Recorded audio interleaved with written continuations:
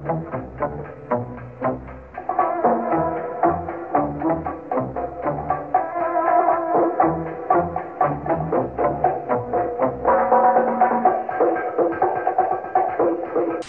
زالوا عندهم أسلحة، مخزون أسلحة.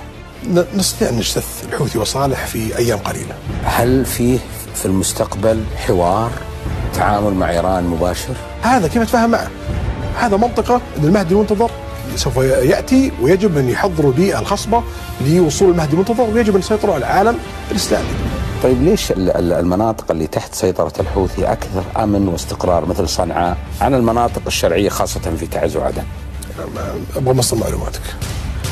ولي العهد الأمير محمد بن سلمان في حوار تنقله MBC بالتزامن مع التلفزيون السعودي الليلة 20:30 بتوقيت السعودية.